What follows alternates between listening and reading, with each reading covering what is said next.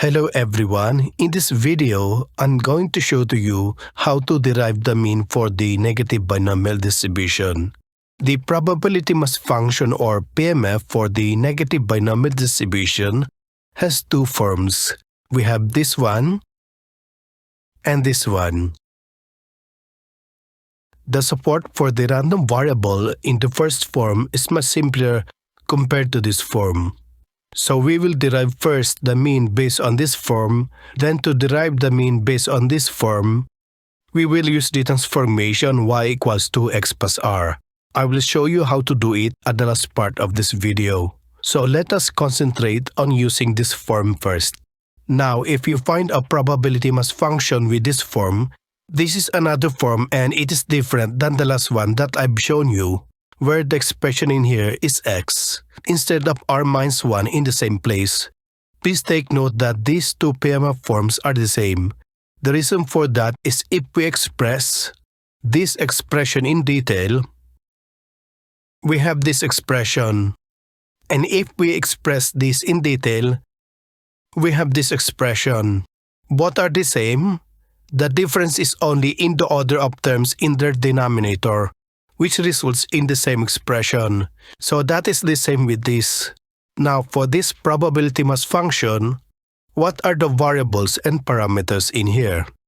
The capital X in here is the random variable of this distribution. The small x in here is the specific value of the random variable. The R and P in here are the parameters of this distribution.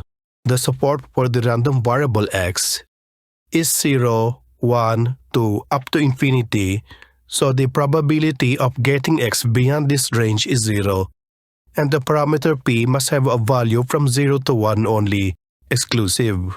So now let's start with our derivation. Mean is equal to the expectation of the random variable x. We know the formula for the expectation of the random variable. Since the random variable for negative distribution is discrete, we have here a summation instead of a integral. Then we have here x from the expression inside this expectation in here, which is just x. Then times the probability mass function. Then since our support is from 0 to infinity, we have here x equals to 0 until infinity. The probability mass function in here is our probability mass function, which is this expression in here. Then substituting this expression to the PMF in here, we have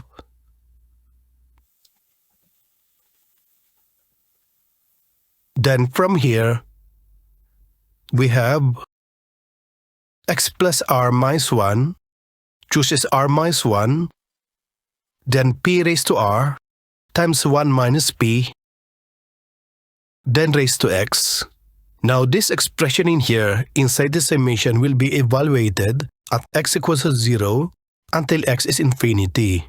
But when x is specifically 0, this x in here will be 0. And in effect, this whole expression inside the summation will be 0 when x is 0. So it is okay to start at 1 since at x equals to 0, the expression inside the summation will be 0 anyway. So the value of the whole expression, including the summation, will remain the same even if we start at 1 instead of 0. I'm doing this because it is necessary in our derivation. Now let us evaluate this expression in here, just this portion. It is equal to, for the binomial expression, we have the formula n chooses y is equal to n factorial over n minus 1 factorial times y factorial. You can find this formula in many math books. So we have here the numerator n factorial is the factorial of this n, which is in here the factorial of x plus r minus 1. So we have here x plus r minus 1 factorial. The n minus y factorial is the factorial of this n minus this y factorial. And in this expression, it is the factorial of x plus r minus 1 minus r minus 1. So we have here x plus r minus 1 minus r minus 1, and it is equal to just x. So we have here x, and we have a factorial in here. So we have also a factorial in here. Then we have here y factorial, which is the factorial of this y. And in this expression, it is the factorial of this r minus 1. So we have here times r minus 1 factorial.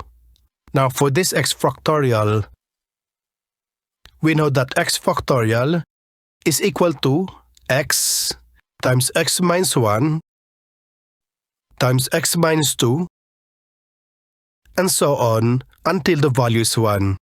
And this x minus 1 times x minus 2 until 1 is x minus 1 factorial. So this x factorial is x times x minus 1 factorial. So this x factorial is x times x minus 1 factorial. Then we have x in here over x in here. This x is at the denominator, so we can cancel them out. Then what remains with x factorial is just x minus 1 factorial. Then for this r minus 1 factorial, for this evaluation, we can apply it also for r. So we have here r factorial is equal to r times r minus 1 factorial. Similar to in here, but applied to r. Then this r minus 1 factorial is r factorial over r. So we have here r minus 1 factorial is equal to r factorial over r. So this r minus 1 factorial, let us move the formula a bit to get some space. This is equal to r factorial over r based from here. So now let us clean it up. So this expression is equal to, we have this at the numerator, then over, we have this at the denominator, and also this r factorial over r at the denominator. So we have here r factorial, then for this r, it is at the denominator of a denominator, so it will go to the numerator. So we have here times r at the numerator. So now let us substitute this expression for this expression in here. So we have here summation from x equals to 1 to infinity.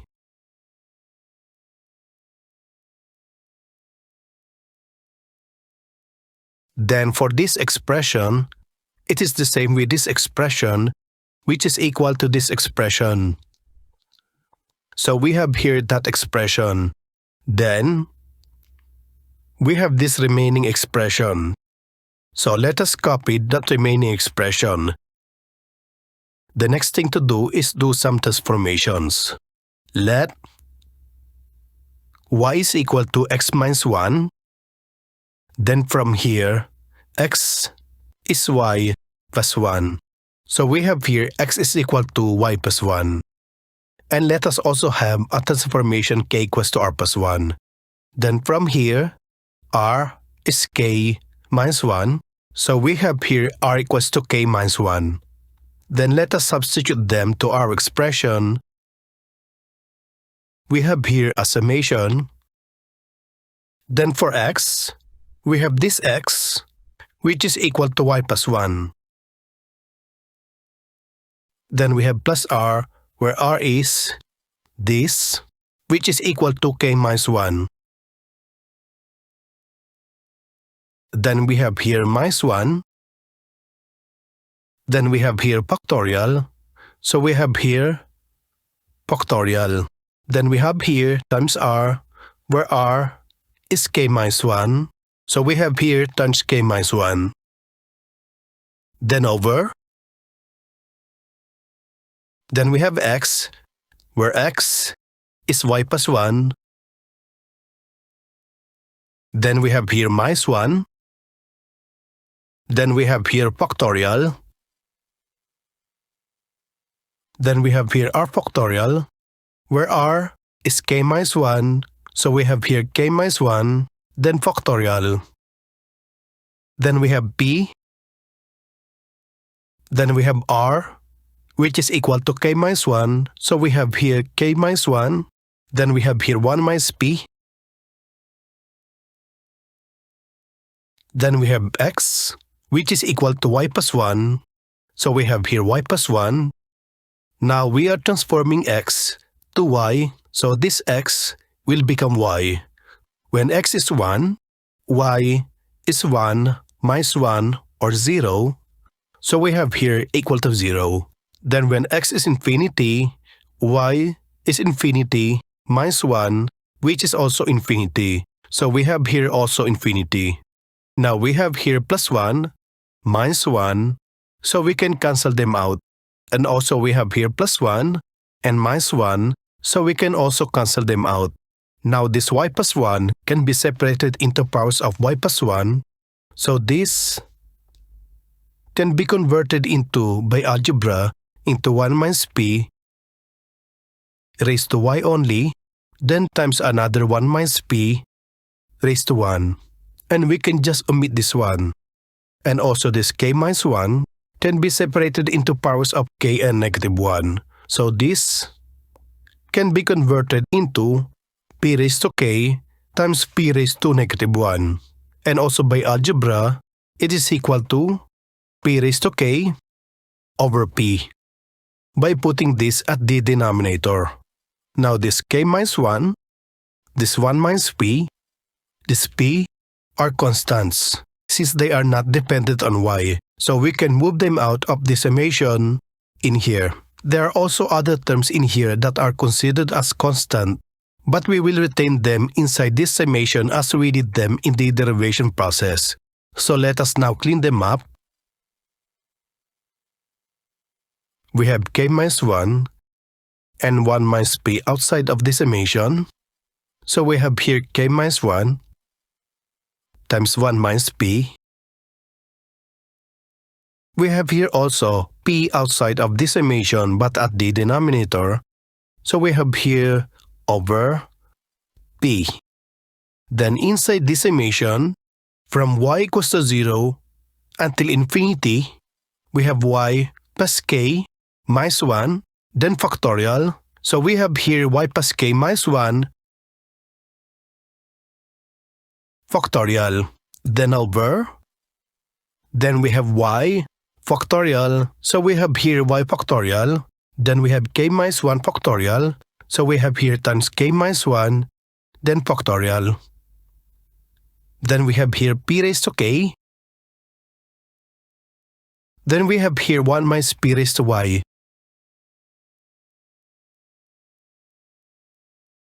Now this expression in here inside this summation is similar to our probability mass function or PMF. To show it, this is our probability mass function. Let me copy this and paste in here. For this binomial expression, we have already expressed this in terms of factorials. In here, this part of the PMF is the same with this expression that excludes x, and is equal to the expression in here excluding x. So in here, for this expression, we can transform it to the expression above because they are equal. Now observe that this expression inside the summation will be the same with this expression if we let x equals to y and r equals to k. It is easy to verify that if you compare the variables and constants one by one. Now, since this expression is a PMF, then this expression will also be a PMF, but instead of using x and r, uses y and k. So this expression is also a PMF with random variable y and parameter k and p. Now we know the summation of the PMF at its support. The support for the random variable x is from 0 to infinity, and we have a transformation from x to y. So we have here y equals to 0 until infinity. We know that the summation of PMF with its support is equal to 1. Now, if we want a proof that the summation of the PMF of the negative binomial distribution is equal to 1, I have provided it in another video. I provided a link in the description below if you want to check it out. So now to continue, in here we summed this PMF expression in here, and it is summed from y equals to 0 until infinity, which is the support for the random variable y, this from here, and the transformation x equals to y. Then it is equivalent to this expression in here, and it is also equal to 1. So this expression, including this summation, is just equal to 1. So our mean now is just this expression outside of this summation times 1. Or just this expression since we can just omit 1. So our mean now is equal to, for this k minus 1, let us bring back our original parameters. K minus 1 is r, so we have here r instead of k minus 1. Then, for the rest of the terms, we have 1 minus p over p. So now this is the mean for the negative binomial distribution, which is r times 1 minus p over p for this form of PMF. This is for the first PMF form. Now, as I mentioned at the beginning of this video, we have another form of probability mass function for the negative binomial distribution. It is for the second form. It can be derived from the first form using the transformation y equals to x plus r. Let me copy the above first PMF form in here. This is the first PMF form that we have already used. From this transformation, x is y minus r. So this transformation is equal to x equals to y minus r. And if you substitute this y minus r for x in here and in here, you should derive the second PMF form in here. Now for the mean of our second PMF form, let us put subscript in here, y, since the random variable in here is y, while in here, the random variable is x. So let us also put x in here to differentiate it with the other one. Then, we know that the mean is equal to the expectation of the random variable, and in this form, it is the random variable y. Then for the random variable y, from this transformation, y is equal to x plus r.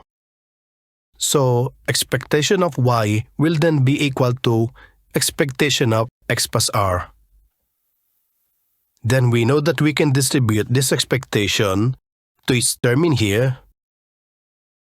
So we have here expectation of x plus expectation of r. This is a linear property of expectation where the expectation of the sum is the sum of the expectation of the terms. Then it is equal to, for the expectation of x, we know that this mean with random variable x is equal to the expectation of its random variable, which is x. So this expectation of x is equal to this expression. So we can write in here that expression.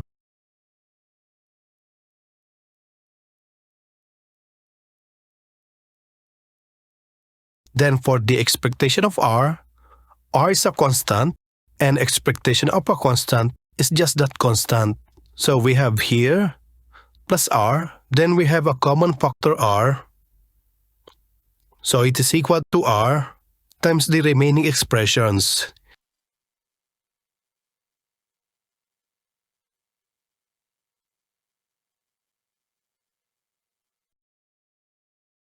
Then let us simplify it.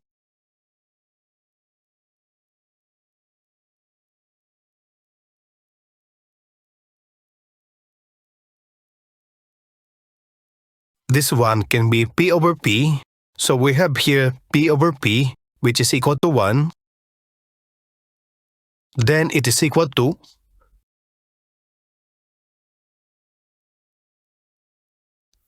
we have here a common denominator P. So we have here P. Then we have here 1 minus P and plus P. So we have here 1 minus P plus P. Then we have here minus P and plus P, which sums to 0. So we can cancel them out. Then it is now equal to R over P. So we have here R over P. So this is now the mean for the random variable y, and it is equal to R over P.